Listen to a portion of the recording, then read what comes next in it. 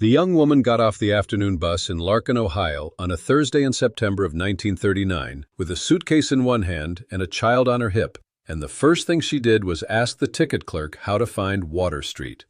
She said the name carefully, the way people say a name they have practiced alone. The clerk was eating a sandwich over a racing form and did not look up until she added that she was looking for a Mrs. Brennan, a seamstress, and that it was a family matter. Then he looked up, because Larkin was the kind of town where a family matter was better entertainment than anything on the radio, and he told her it was 6 blocks down and 2 over, the little gray house with a sign in the window that said, Alterations. The child was 2 years old, maybe a little more, with brown hair stuck to her forehead from sleeping against the bus window, and she was heavy in that dead-weight way small children have when they are tired. The young woman shifted her higher and started walking. Her shoes were good shoes, but they had been good shoes for a long time now, and the left sole was beginning to talk at the heel. She passed the feed store and the Rexall and the Christian church with its windows open to let out the Thursday choir practice, and nobody who saw her would have guessed she had ridden 4 hours from Cleveland with exactly $11 in her handbag and an address copied off the back of an envelope her husband did not know she had found.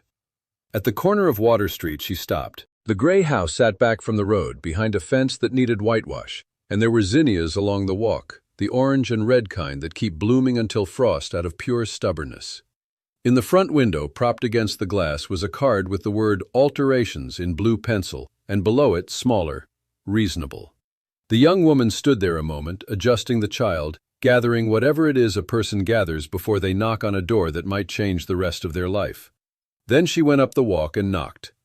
The woman who opened the door was 54 years old, with gray going through dark hair pinned close to her head, and a tape measure around her neck like other women wear a cross. She had a pincushion strapped to her wrist and flour on her forearm, which meant she had been cooking and sewing at the same time, and she wiped her hand on her apron out of habit before she understood there was nobody to shake it with. She looked at the young woman, then she looked at the child, and something happened in her face that the young woman would think about for years afterward. It did not soften exactly, and it did not harden.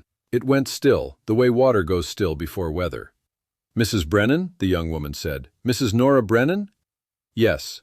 My name is Julia Brennan." She said it and then could not say the rest of it, so she turned the child slightly, as if the child were the explanation. "This is Peggy. She's your granddaughter." Nora Brennan did not move. Behind her, down the hall, a kettle began to think about boiling, and a clock ticked, and somewhere on the second floor, a floorboard shifted under somebody's careful feet. She looked at the little girl a long time. The child had her father's ears. There was no mistaking them. The left one stood out farther than the right, exactly the way his had at that age, and she used to smooth it against his head while he slept and tell it to behave. "Then you've come a long way," Nora said at last, "to see a dead woman." Julia's mouth opened and closed. "Because that's what he told you." Nora's voice was not loud and not bitter, just flat and worn like a step that has carried 30 years of feet. "He told me what he told you, more or less, in the only way he could manage it. 3 years ago last June. I was there, Mrs. Brennan. I stood at the back of that church in Cleveland in a navy dress I made from a pattern I cut down twice, and I heard your aunt say my son's mother had passed in the influenza year, and nobody corrected her. Least of all him." She took her hand off the door. "But you're standing on my porch with a tired baby and $11, or near enough. And I didn't raise anybody to let a child sit on a doorstep. Come in, the kettle's already on." She held the door wide, and Julia Brennan carried her daughter over the threshold of the house her husband had buried 11 years before he actually lost it. Nora Melanowski had come to Larkin in 1906, when she was 21, and the town still believed the Glassworks would burn forever. She came from a farm outside Youngstown, where there were too many daughters and not enough acres, and she had exactly one skill, which was that her hands could turn flat cloth into anything a body needed. In Youngstown, she had sewed shirts in a factory where the foreman walked the aisles and the windows did not open. In Larkin, she sewed for Kessler's Dry Goods, in the alterations room at the back of the second floor, where the light came in tall and northern, and the head fitter, Mrs. Dahl, spoke to the customers' clothes instead of their faces, and was never wrong about a hem. She met Frank Brennan at a church social in the basement of St. Casimir's, which was the Polish parish, though Frank himself was Irish on both sides, and only came because his crew from the Glassworks had heard there would be kielbasa. He was a gaffer, a glassblower, one of the skilled ones, a man who stood at the glory hole with a blowpipe and made pitchers and lamp chimneys come up out of molten light like breathing. He had forearms like bridge cable and a way of listening that made people say more than they planned. He courted her for a year, mostly by walking her home from Kessler's on Saturdays and carrying her sample case, and when he proposed, he did it plainly, on the porch of her rooming house, with his hat in his hands and no speech prepared, and she said yes before he got to the question, which embarrassed him so much he had to sit down on the step. They married in 1907. The wedding dress was ivory silk with lace at the collar, and Nora made it herself, every stitch, in the evenings after 10-hour days, and she was vain about exactly one thing in her life, which was that not one woman at St. Casimir's believed it had come off a needle in a rented room. When the dress had done its day, she did not sell it or cut it up for rag rugs the way practical women did. She folded it in blue tissue and put it in the bottom drawer of the bureau, and every few years she took it out and shook it and refolded it along different lines so the creases would not cut the silk. And Frank used to tease her that she took better care of that dress than she did of him, which was not true, and they both knew it. Thomas was born in March of 1908 in the upstairs bedroom of the house on Water Street, which Frank had bought in 1910 with a mortgage from the Larkin Savings and Loan that he paid down ahead of schedule because debt sat on him like a stone. The house was not grand. It was 2 stories and a lean-to kitchen with a pump at the sink and a privy out back until 1921, when Frank put in a bathroom himself, plumbed it badly, and plumbed it again. But it was theirs, and it had a cherry tree in the side yard, and Nora sewed at the kitchen table in the evenings. Shirts, curtains, christening gowns for half the babies at St. Casimir's, while Frank read the paper aloud and Tom played with thread spools on the linoleum. The Glassworks burned in 1924. It was a Saturday night fire, the kind they said you could see from the county seat, and the furnace crews went in because a furnace full of molten glass does not wait for the fire department, and Frank was one of the men who knew where the shutoffs were. He got 3 other men out. He did not get himself out. He was 41 years old, and Tom was 16. And at the funeral, the gaffers stood together in a row with their caps in their hands, burned men most of them, scarred forearms and singed eyebrows, and the union paid for the stone which said, "Frank Brennan, beloved," because Nora could not afford more words and would not take charity for them. The insurance was $400. The mortgage had 8 years left. Tom wanted to quit school and go into the works. There was a new plant by then, rebuilt smaller, and they would have taken a gaffer's son on principle, and Nora told him no in a voice she had never used on him before and never used again. He finished high school in 1926, the first person on either side of the family to do it, and then he went into the works anyway, into the shipping room, because a diploma in Larkin got you a better job at the same gate. He was a good worker, quick and accurate, and by 1929 he was assistant shipping clerk, and he brought his pay envelope home every Friday and put it on the kitchen table unopened, the way his father had, and they did not talk about the fact that the works was running 3 days a week now instead of 6. The crash in October of 1929 did not feel like a crash in Larkin. It felt like a slow leak. Orders thinned. The Glassworks let the newest men go first, then the oldest, then men in the middle who had done nothing wrong in their lives. Kessler's Dry Goods cut its alterations room from 4 women to 2, and Nora kept her place because Mrs. Dahl refused to work with anyone else, but her hours went down, and then her pay went down, and then, in the winter of 1931, Kessler's closed the second floor entirely and nailed the staircase door shut, and Mrs. Dahl, who was 62 and had fitted 3 generations of Larkin brides, went home to her sister's farm and was dead by Easter, though nobody said of what. Nora did not go to the relief. That was a thing she decided early, and she never apologized for it afterward. And she never judged the women who did, because she stood in enough kitchens to know what it cost. But Frank had paid for the house, and Frank's union had paid for the stone.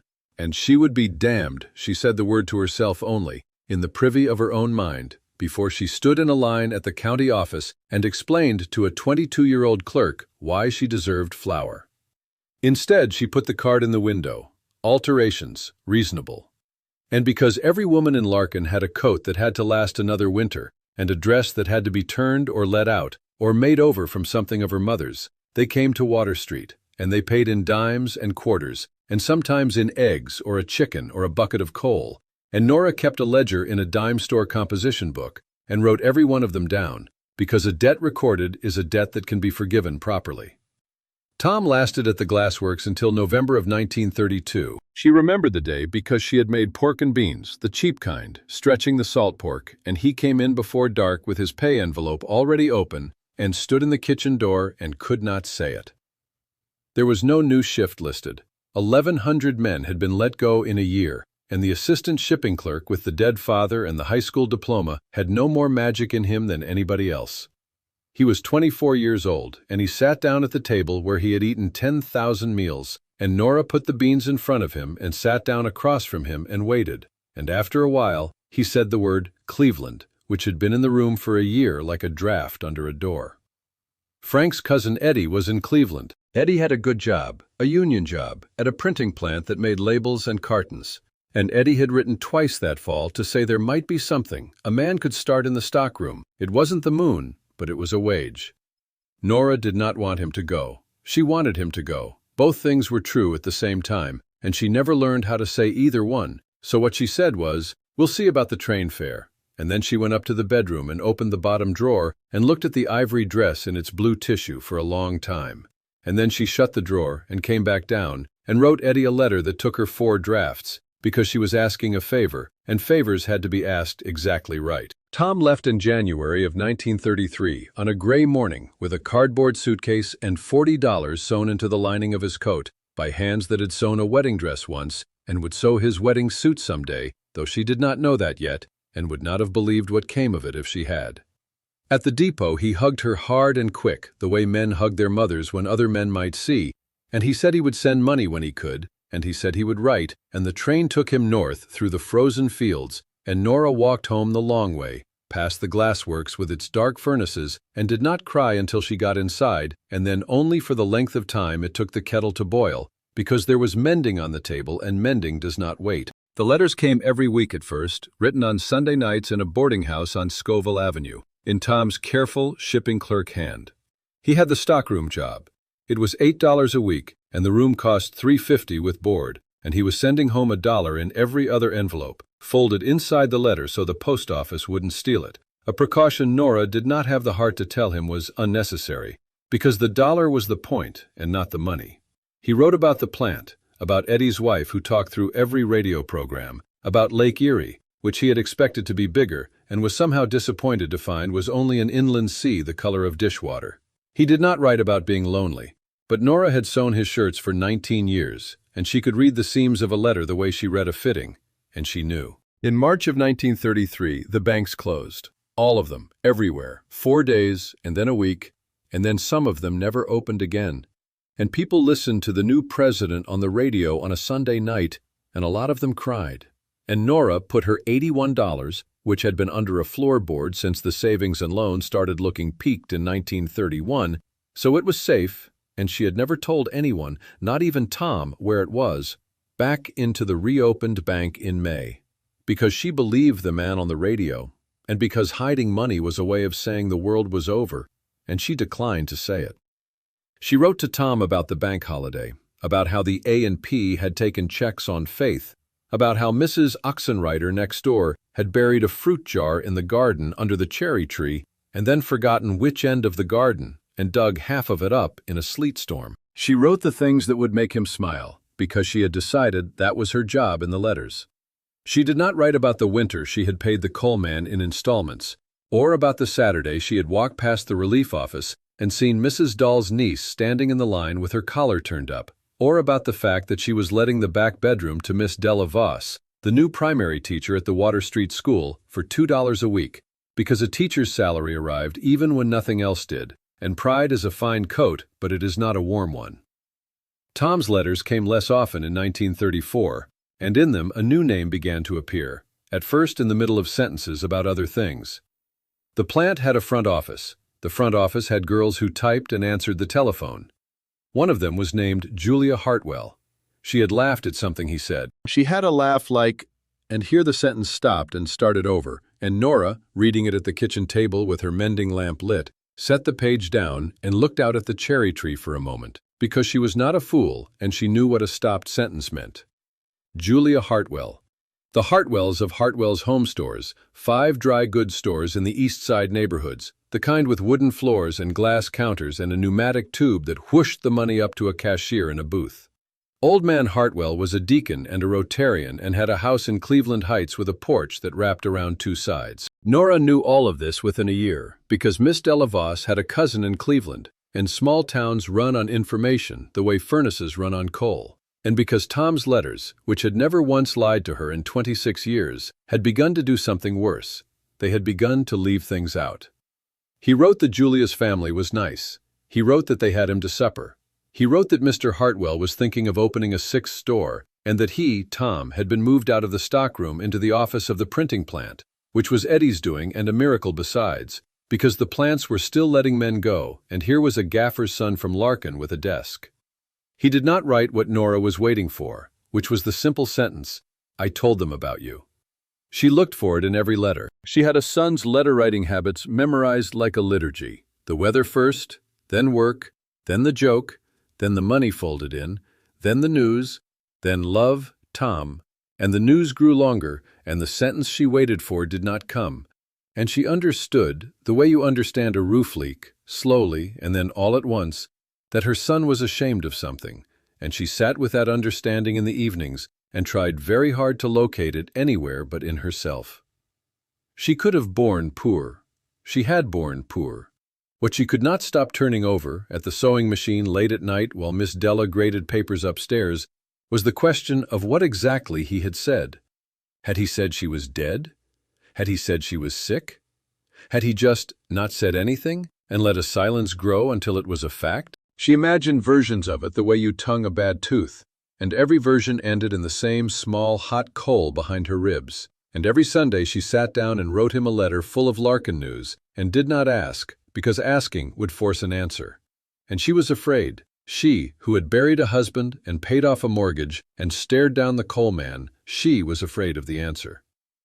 The christening gown began in the fall of 1935 as a way of not thinking about it.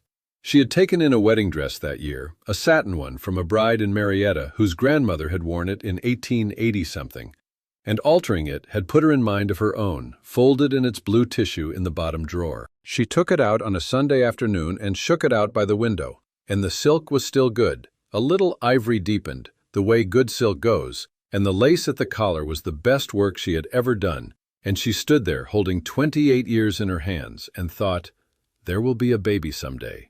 Not soon, maybe not for years, but someday there will be a baby who is Tom's, and that baby will be mine too, whatever else is true, and it will need a gown for its christening, and I will make it from this, and no store in Cleveland will have anything like it, and nobody will have to know it was made by a nobody in a mill town, because the work will speak, and the work does not have an accent.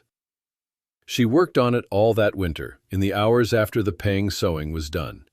She cut the skirt panels on the true bias so they would fall like water. She took the lace collar apart, stitch by stitch, every tiny handmade knot, and reset it as the yoke. She put in a hem so deep it could be let down 3 times, because a christening gown gets handed down, and she embroidered the hem with a trail of cherry blossoms so small she had to use her magnifying glass. 1 blossom for every year of the marriage that dress had come from, 26 of them, and then, after a long pause, a 27th bud that had not opened yet. Miss Della came down one night in February for hot milk and stood in the kitchen door watching her work and said it was the most beautiful thing she had ever seen. And Nora said it was just sewing. And Miss Della, who was 40 years old and had a face like a kind hatchet, said, "Nora, I have graded 12,000 spelling papers and I know the difference between just anything and just everything." And went back upstairs, and Nora sat there with the needle in her hand and cried for the first time since Frank, quietly, so the boarder would not hear. The wedding came in June of 1936, and Nora learned the date from a newspaper, not from Tom. His letters that spring had gone thin, half pages, apologies, the plant, the apartment he and Eddie had taken. He'd explain soon. It was Miss Della's cousin, actually, who sent the clipping. A little society column item from a Cleveland neighborhood paper, the kind Miss Della's cousin clipped on the off chance and Miss Della left on the kitchen table without a word. Miss Julia Hartwell, daughter of Mr. and Mrs. Raymond Hartwell of Cleveland Heights, to Mr. Thomas Brennan, formerly of Ohio's Glass Country, the wedding to be held June the 20th at Euclid Avenue Methodist, reception to follow in the church parlors. And below that, in the little paragraph of pedigree they give the groom when the bride's family writes the notice, 8 words that Nora read 11 times standing up in her own kitchen. Mr. Brennan lost his mother in the influenza epidemic of 1918. The clipping lay on the oilcloth. The kettle went on boiling, and she let it, until the whistle climbed, and Miss Della came down and took it off the stove and turned around and looked at her face. And whatever Miss Della saw there made her sit down in the other chair and take Nora's hands, which were stone cold in June. Influenza, 1918. She had had it, actually, that was the black joke of it. She had had it in October of that terrible fall, and Tom had brought her broth for 9 days, a 10-year-old boy climbing the stairs with a bowl wrapped in a towel, and she had lived, and Frank had lived, and the neighbor had not. And now she was dead after all, in print, dead 18 years, dead in the neatest way a person can be dead, dead long enough ago to be no trouble to anybody, dead of the one catastrophe that carried no shame in it because it had happened to everyone. He had not even been cruel about it. He had been practical. He had chosen the cleanest death available. It was, she would think much later, the detail that hurt worst, that it had been done thoughtfully. She did not write to him. She did not know what sentence to write that would not be a mother begging, and she had sewed for too many brides to confuse a wedding with a place where the truth would be welcome. But she did something else, and she never in her life explained it to anyone, not to Miss Della, not to Julia, not even entirely to herself. She finished the christening gown. She pressed it with a warm iron over a damp cloth, fold by fold, and wrapped it in new tissue, and put it in the bottom of the good valise. And she made herself a navy dress from a pattern she cut down twice to stretch the fabric. And on the morning of June the 19th, 1936, she took the early bus to the depot and bought a round-trip ticket to Cleveland, because she had buried her husband and paid her mortgage, and she was not going to let a newspaper be the last place she saw her son. The bus from the depot let her off within sight of the church, and she stood on the sidewalk in the noon sun with the valise handle damp in her fist and looked at it.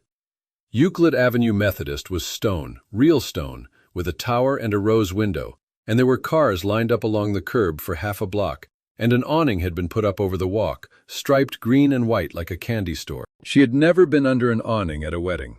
At St. Casimir's you went in the side door and the smell of incense and floor wax told you where you were. She had a plan, and it was not much of one, but it was hers. She would sit at the very back. She would not speak to anyone but him, and him only after, only for a minute. She had brought the gown because she had brought it. Because it was the only true thing she owned that she could carry, and she had a superstition, bred in the bone from 30 years of fittings, that if you put the true thing in the room would eventually have to reckon with it. She would hand it to him or she would not, depending on his face. She was 51 years old and she had come 4 hours to read her son's face. The church was full. She slipped in as the ushers were seating the last of the guests and took a pew at the very back beside a pillar, and the organ was already breathing through something slow and expensive. She saw Eddie and his wife halfway up on the groom's side, and there was a gap around them on the pew, as if the seats beside them had been measured out for people who did not come. She saw the Hartwells fill the front rows on the bride's side, the women in pastel, the men dark and glossy as hymnals. And then the music changed, and everyone stood, and she stood too, and her son came down the side aisle to the altar rail in a mourning coat she had not made, and he was 28 years old and so handsome that her breath went out of her like she had been struck, and she thought, "Frank, you should see him." And then she thought nothing else for a while, because Julia Hartwell came down the aisle on her father's arm in a cloud of white satin and orange blossom, and the whole church sighed the way churches do, and Nora Brennan stood behind her pillar in her homemade navy dress and watched her son marry into a story in which she had been dead for 18 years. She told herself, sitting down, that the lie was paper. It was a newspaper item. It was a thing a society writer got wrong. That was what she told herself, and she held on to it all through the vows, and she might have held on to it the whole day if she had left after the ceremony the way a prudent woman would have. But she had brought the gown. The reception was in the church parlors downstairs, a long, low room with windows at sidewalk level, so that all through it you could see the shoes of people going by on Euclid Avenue, hurrying about their Saturday, unaware. There were round tables with white cloths and little glass vases of sweet peas, and a punch bowl, and a table for the gifts that groaned under silver and linen, and a brass floor lamp still in its excelsior. Nora took her valise to the ladies' cloakroom and left the gown in it, because she suddenly could not decide, and came back and stood along the wall near the door, where the aunts and the extras stood, and for a little while it was almost pleasant. A little girl in a yellow dress was hunting lost punch cups under the tables. The deacon's wife told the florist the sweet peas were a triumph. An old man slept sitting up with his program folded into a fan. Nora had sewn for 100 weddings. She knew the machinery of them, and the machinery ran over her the way it runs over everyone who does not have a name card, gently, impersonally, like a streetcar.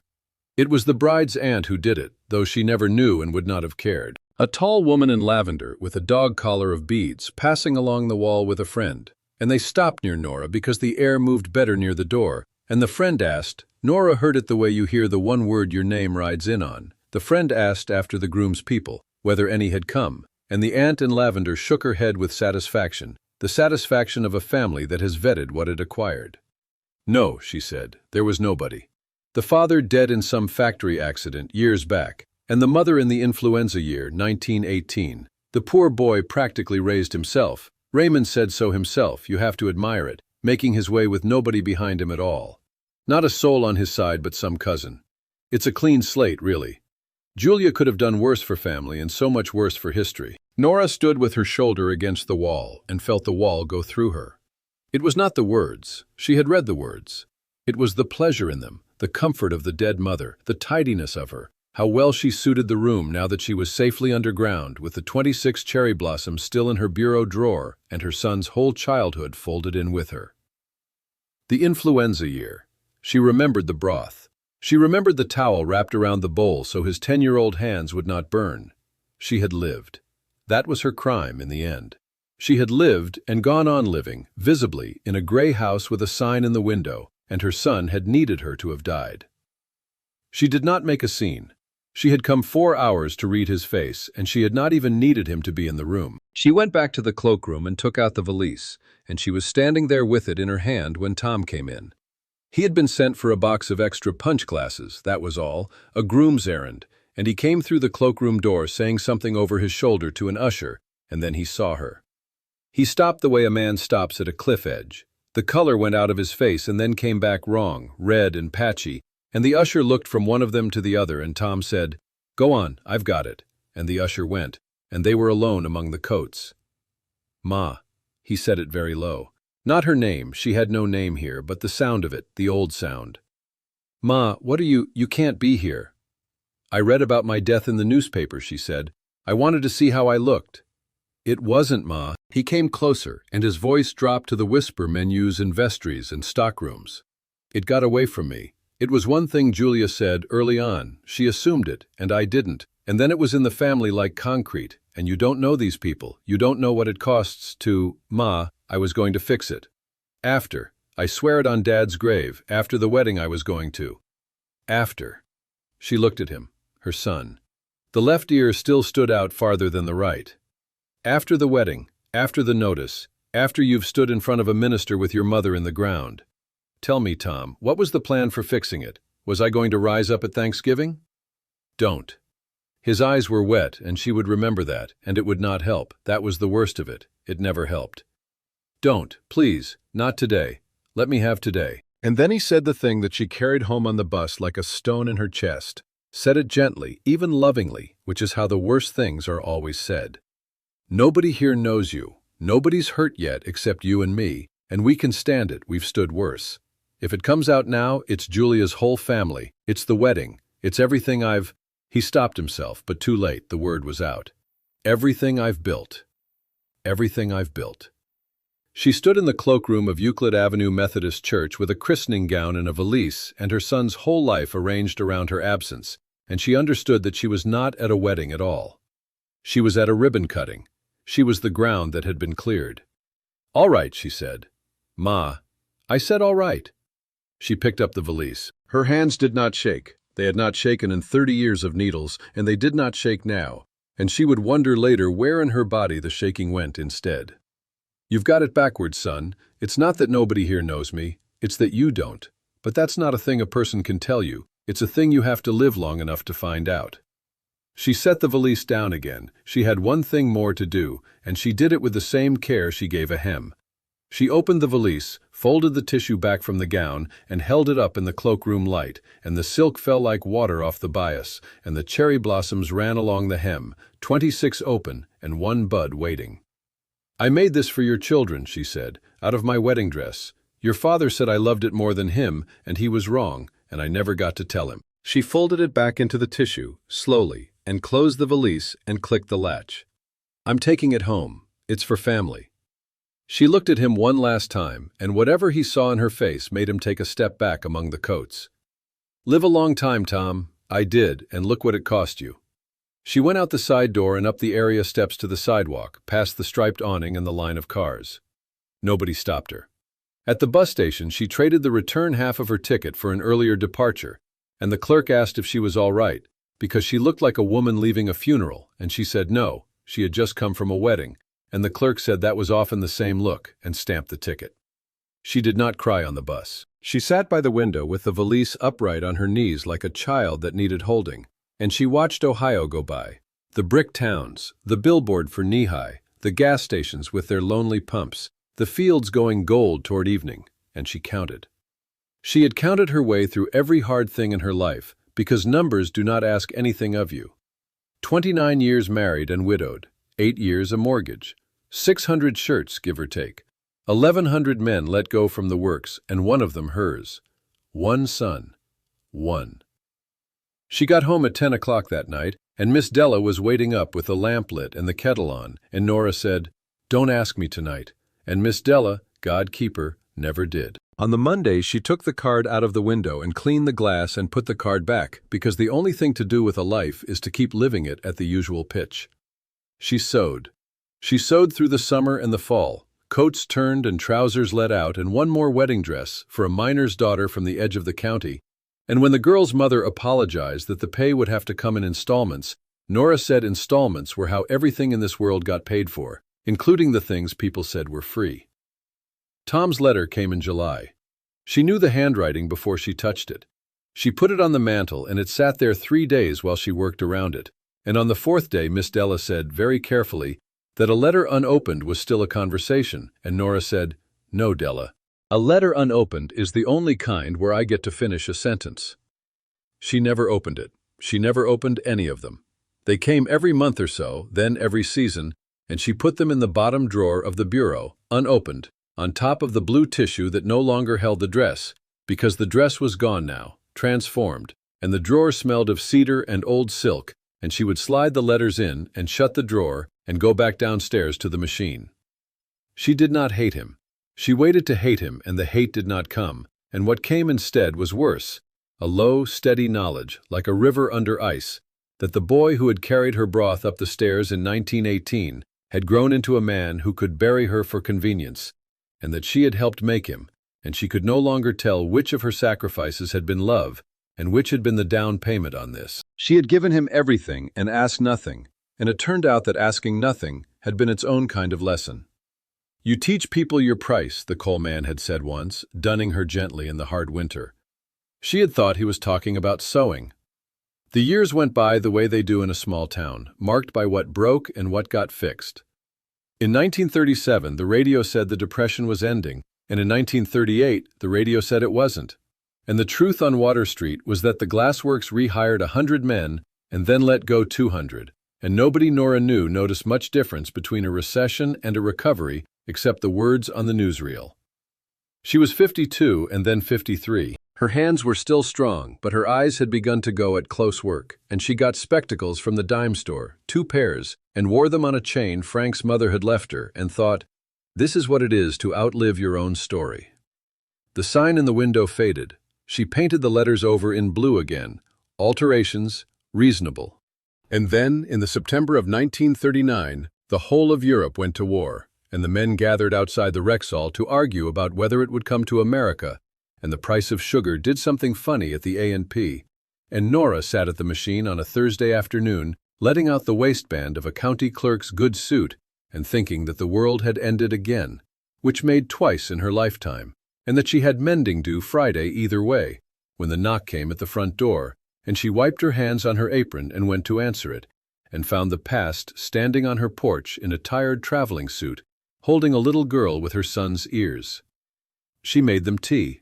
What else was there to do? The English had just gone to war, and the Poles were finished, and somewhere her son did not know his wife was sitting in his mother's kitchen, and Nora Brennan did what women have done at the end of every world, which is put the kettle on and slice what bread there is. Julia Hartwell, Julia Brennan, and the name sat strange on her, like a borrowed coat, told it in pieces, the way you take down a hem, a little at a time and not looking up. Peggy was settled in the corner with a wooden spoon and 2 tin measuring cups and the complete attention of small children for new rooms, and the late sun came through the window over the sink, and the story came out. It had not been a bad marriage, Julia said, and that was almost the saddest part. Tom was a good husband in all the ways that photograph well. He worked, he came home. He carried her over the threshold of the apartment on Larchmere with its good rugs and its frigid air, and he remembered anniversaries, and when Peggy was born in the March of 1937, he had cried in the hospital corridor and bought a silver rattle he could not afford, and the nurses had said, "What a devoted man." And he was devoted. That was never the question. The question, Julia said, looking into her tea, was the shape of the silence he had built the devotion inside of, the way you'd build a beautiful house over a filled-in well. She had believed it, of course, the influenza, 1918, the orphan boy making his way. Why would she not? Her parents had believed it. Her father had even liked it, in the way of fathers, because a son-in-law with no people is a son-in-law who belongs to you. Tom kept the story so gently, so skillfully, that you could live inside it for years and never feel a seam. When Julia asked about his childhood, he answered warmly and in detail. The cherry tree, the glassworks, the father's accident, and only later, laying it out in her mind like pieces on a table, did she realize that in all those memories the mother moved through the rooms like furniture that is there in every picture and never once discussed. He had not invented a dead mother, she understood finally. He had only stopped mentioning a live one and let the world do the rest. She found out, Julia stopped, and drank her tea and set the cup down and turned it in its saucer. She found out in February, not from him, from a drawer. She had been looking for his cufflinks, the good ones, her father's gift, because the Hartwells were having them to Sunday dinner and appearances still had to be kept even though by then, by the winter of 1939, appearances were nearly all the Hartwells had left. Behind the handkerchiefs, in the back of the drawer, there was a tin box that had once held English toffee, and in the box were letters, dozens of them, addressed in a fine, careful, old-fashioned hand, from Water Street, Larkin, Ohio, and postmarked across 6 years, and the ones from the last 3 years, Julia said, were unopened. Unopened and kept. Both of those things, she said, and she had sat down on the floor of their bedroom with the tin box on her lap and the baby crying down the hall, and she had understood, she could not have said how, except that wives and seamstresses read seams, that the letters were from his mother, that his mother was alive, and that he could neither open them nor throw them away, and that she had married a man who had been carrying a locked room around inside him the whole time, and had even given her a tour of the house. "I opened one," Julia said. "I won't pretend I didn't. The oldest one. The one from March of 33, about the banks." She looked up at Nora for the first time in a long while. "You wrote about your neighbor burying a fruit jar of money and digging up half her garden in a sleet storm. And at the end you wrote—" She stopped again, and her mouth worked, and she got it out. "You wrote, 'Don't send money this month, son. I hear the stockroom man's wage buys less love than a good night's sleep, and I'd rather have the second anyway.' And I sat on that floor and I thought, my God. He didn't bury a stranger, he buried this." The kitchen was quiet. In the corner, Peggy had put the measuring cup on her head and was considering the sensation with enormous seriousness. Nora looked at her, the ears, the set of the eyes, the frankish round chin under the baby fat, and felt the thing she had been refusing to feel since the knock on the door, which was that the child was real and present and entirely innocent of the ground she stood on. And that innocence, in Nora's long experience, was the most expensive thing in any family and the first thing spent. "Why did you come?" Nora asked. It was not unkind. It was the question the whole afternoon had been walking around. "You didn't come 4 hours on a bus to tell me my son keeps my letters." "No," Julia said. "I came because of what happened next." And she told the rest of it. And the sun went down over the sink window while she did. And Miss Della came home from school and read the room with one hatchet-face glance, and took Peggy upstairs to see the button box, which was famous among all children who had ever entered the house. And the two women sat on in the kitchen while the dark came up, and Nora did not light the lamp, because some things are easier to hear in the dark. And Julia Brennan told her about the Hartwells, and the collapse, and the thing her husband had done in the spring that she could not live with, and what she intended to do about it now. The Hartwells, Julia said, had been rich the way a cake is rich before the plates come around. 5 stores had become 6 in 1935, and 6 was one too many, bought with borrowed money at the top of a recovery that turned out to be a staircase landing and not the sky. When the country slid back down in 1937, the papers called it a recession, and the men standing outside shuttered stores called it other things. Hartwell's home stores slid with it. Raymond Hartwell was a deacon and a Rotarian, and a man who had signed his name to more paper than he had ever read. And by the spring of 1938, the bank had 2 of the stores, and the wholesalers had the rest. And the house in Cleveland Heights went in August, and they moved into 2 rooms over a shoe repair shop on Detroit Avenue, and the wrapping porch furniture went at auction on the front lawn, while the neighbors they had dined with for 20 years walked by very quickly on the other side. Julia did not tell this bitterly, and Nora, listening in the dark, marked that and stored it. There was a tired fairness in the young woman, a refusal to make the story simpler than it was. Her father had not been a villain, she said. He had been a man of his decade, which is to say, a man who believed the decade had been made for him, and when it turned out not to be, he broke quietly, the way men of his kind broke, all at once and in the study. He had a heart attack in the November of 1938 in the rented rooms with the gas fire going and the papers he could not pay stacked by his chair in order of size, and he died on the way to the hospital. And at the funeral, his widow wore the good black coat and held her head up, and Julia had stood at the graveside with Peggy in her arms and watched her mother become, in one afternoon, an old woman who would now have to be managed, like a store with no stock. And here Julia's voice changed, and Nora heard the thing underneath the story, the thing the bus ride had really been about. My mother went to live with my aunt, Julia said. There was nothing else. She had no money of her own. It had never occurred to a Hartwell that a woman should have money of her own. And I watched it happen. I watched my mother, who had run a house and a social life and 3 charities, have to ask her sister for the bus fare to the cemetery. And I thought about me. I thought about Peggy. And I thought about Tom, who I loved. I do love him, Mrs. Brennan. That's not what's broken. And I asked myself what I actually knew about where I stood, if everything went the way of Hartwell's home stores. And the answer was, nothing. I knew nothing. We rent. The car is his cousin's, half. There's no insurance. We let it lapse in 38. And the man I married had already shown me, with his own mother, exactly what he does with people when they become— She hunted for the word and found it, and it was a seamstress's word, and Nora heard her choose it. Inconvenient to the pattern. In the spring, Julia said, Tom had done the thing she could not live with.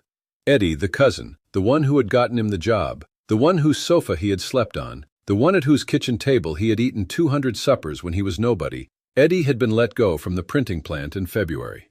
15 years, and they walked him to the gate. And Eddie had come to Tom, not for money, they had none, but for the smallest thing a man can ask, a word. Eddie's boy was up for a clerk's job at the plant's warehouse, a kid's job, a start, and a word from the office would have carried it.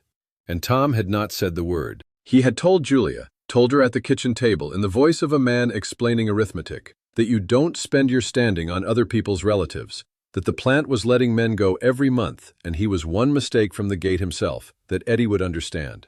And Eddie's boy did not get the job, and Eddie's family went on relief in May, and Eddie, who had carried Thomas Brennan into Cleveland like a brother, did not come to the door anymore, and his wife sent back, unopened, the card Julia had mailed for her birthday.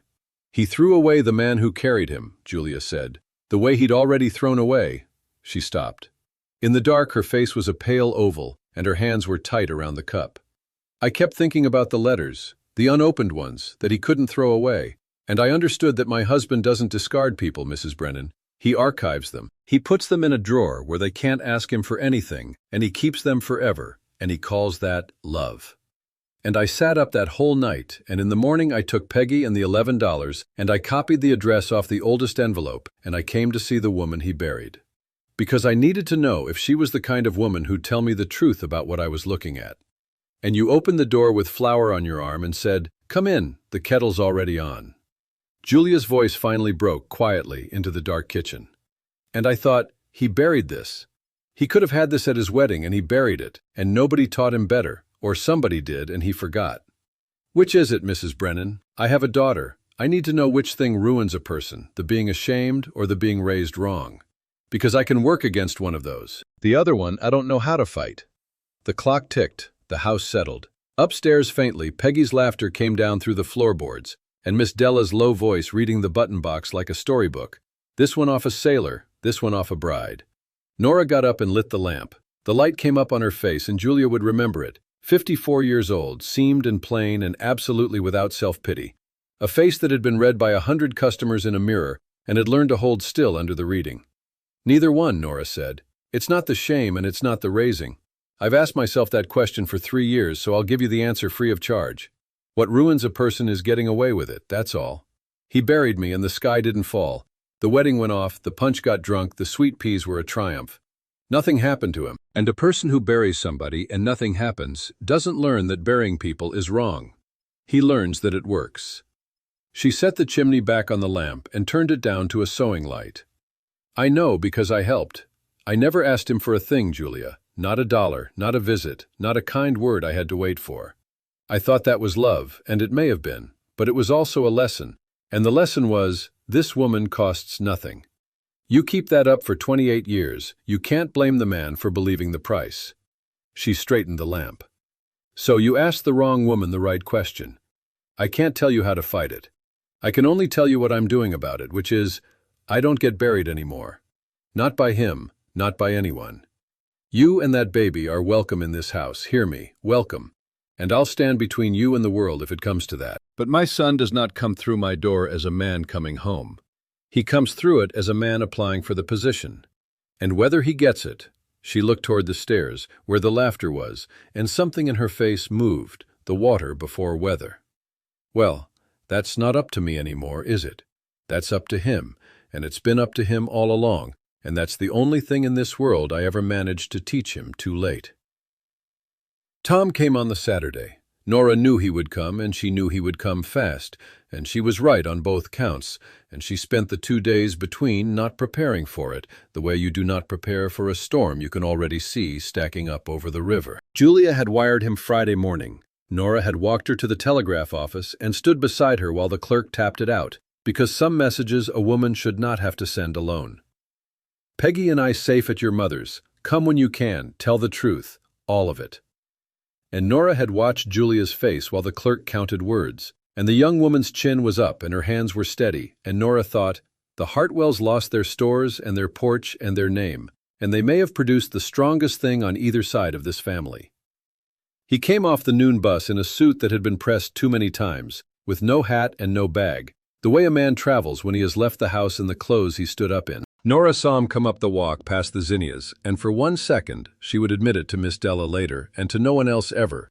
For 1 second, he was 9 years old again with a skinned knee, coming up that same walk, and she had to hold on to the edge of the sink to keep the years in their proper order. She let him knock. Then she opened the door. They looked at each other across the threshold, and the thing she had wondered about for 3 years, what his face would do, happened. It did everything. It was the boy's face, and the bridegroom's face, and a stranger's face, all of them passing through like weather. He was thinner. There was gray at his temples that had no business there at 31. He had his father's chin and his mother's hands, and the hands were what got her, because they were hanging at his sides with nothing to hold, and she knew that exact emptiness. She had taught it to him. That is how we stand when we do not know what we are allowed to touch. Ma, he said. Your wife's in the kitchen, Nora said.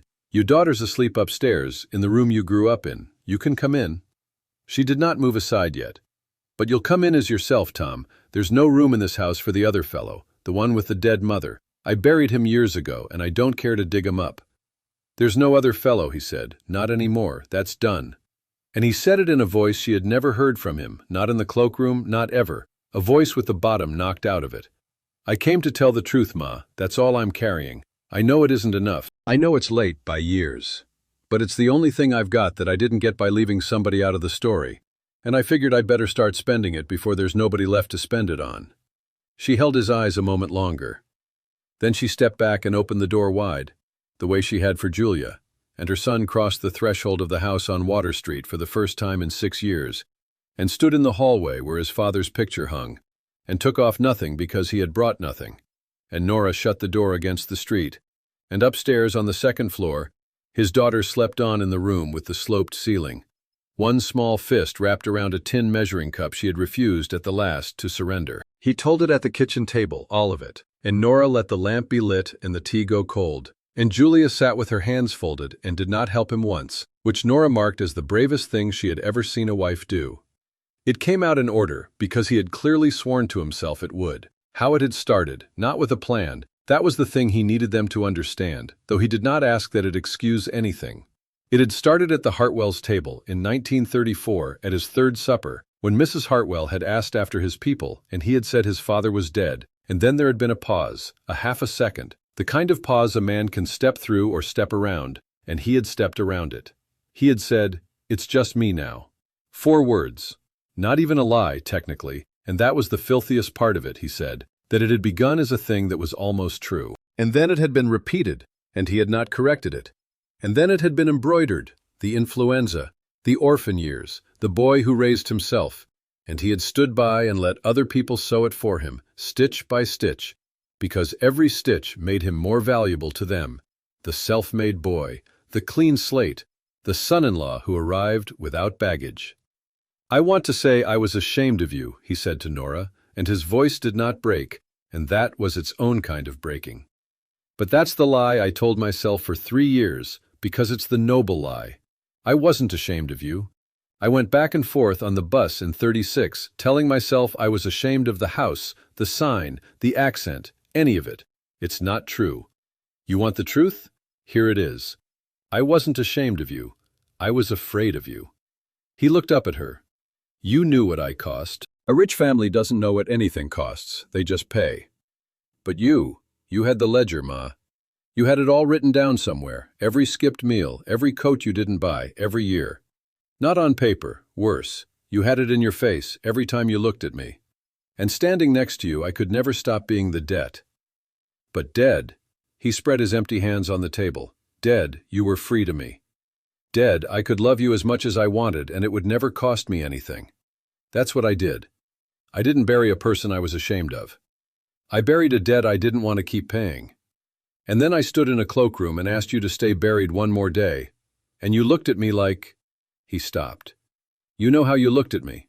You've been looking at me that way my whole life, like you could see the stitches." The kitchen was very quiet.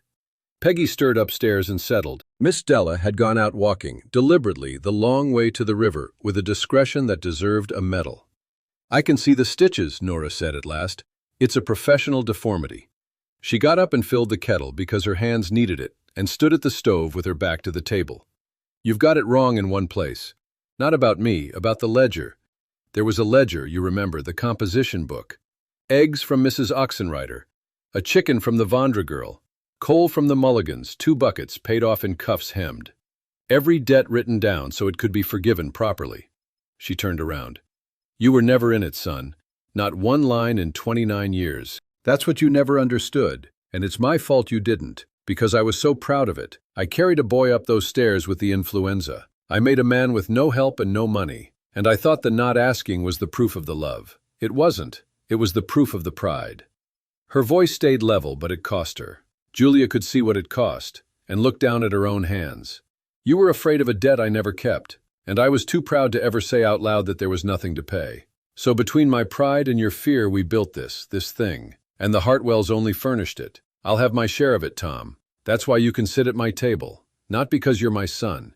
Because I finally read my own seams. And I don't get to be the only honest one in the room." She set his tea in front of him, the way she had set 10,000 suppers, and he put his head down on the table like a boy of 9 with a skinned knee, and he wept quietly, the way the men of that time had learned, into his own sleeve. And Nora did not touch him, not yet, because some things have to be finished alone. But she stayed in the room, which was the thing she had not done in Cleveland, and the room held, the way rooms do when the truth has finally been said in them at full volume and the walls find they can bear it after all. He stayed 3 days, and Nora put him to work, which was the first thing she'd done right as a mother in a long time, she said later, because forgiveness that costs nobody anything is just another way of not keeping the ledger. He fixed the gate latch that had been loose since the previous spring. He whitewashed the fence, or half of it, before the rain came. He split a rick of stovewood for the Mulligan's boy who had a bad arm, and he did it without being asked. And Nora watched from the window over the sink and said nothing. And Miss Della, watching Nora watch, said nothing either, which was why they had suited each other for 8 years. And on the Monday morning, before the bus back to Cleveland, Tom did the 2 things he had come, in the end, to understand were the whole errand. The first was small and public and cost him more than money. He walked down to the Water Street School at the recess hour, where Miss Della had arranged, at his asking, and with a frankness that bordered on relish, for him to stand where someone would see him. Mrs. Oxenrider was there, and the Mulligan grandmother, and 2 or 3 others of the women who had carried his childhood, and he took off his hat and said it plainly, in the September air, in the hearing of the neighborhood that had watched him grow up and watched his mother sew, that his mother had raised him alone on Water Street, that she had kept this house and fed this block half its mending through the worst years, that everything he was he owed to her, and that he had spent 3 years too much of a coward to say it, and he was done being that coward. He did not cry, and he did not make a speech of it. He said it the way you say a name at a graveside. And Mrs. Oxenrider, who was 70 and had buried a fruit jar of money in 1933 and dug up half her garden, looked at him for a long moment and said, "Well, Tommy Brennan, you were always a good boy with a bad sense of direction," and took his arm and walked him home to his mother's house like a prisoner returned. The second thing he did alone, in Cleveland, and Nora only learned of it in a letter, he went to Eddie. He did not go with money, there was none, and he did not go with excuses, because Julia had told him at the kitchen table on his last night in Larkin that excuses were just the other fellow's clothes, and she had buried the other fellow too. He went to Eddie's door, where he had not been let in since spring, and he stood in the hall where Eddie's wife could hear, and he said what the job had cost, and what the word had been worth, and that he had not spent it because he had been saving himself, and that there was no fixing that, but there was this. He had given notice at the printing plant. There was a Glassworks in Akron hiring experienced shipping men. The recovery, fragile as it was, had reached the glass country at last, and the pay was less and the work was harder, and it was, he said, the first job he would take since he was 18 that his father's union brothers would have recognized as work. And he asked Eddie not for forgiveness, he said. He had learned that word was a debt too. He asked Eddie's boy's name and the name of the warehouse foreman, and then he went to that warehouse and spent his own standing, every scrap he had left, on the relative of the man who had carried him. The boy started the 1st of October. It was not amends. Nothing was amends. But it was, Eddie's wife wrote to Julia in a hand that shook, the first true thing out of Tom Brennan in 6 years, and they had him to supper in November, and nobody mentioned the plant. And Eddie walked him to the streetcar after, the way he had when Tom was 24 with a cardboard suitcase and $40 sewn into his coat. Peggy was christened in the spring of 1940 at St. Casimir's in Larkin, where her grandparents had been married 33 years before. It was Julia who chose it, and Julia who asked, Nora noted, not assumed, not arranged, asked, standing in the kitchen with her hands twisted together like a girl's. And Nora said yes, and then she went up to the bedroom and opened the bottom drawer and took out the valise that had ridden to Cleveland and back 4 years before, and unfolded the tissue and lifted out the gown.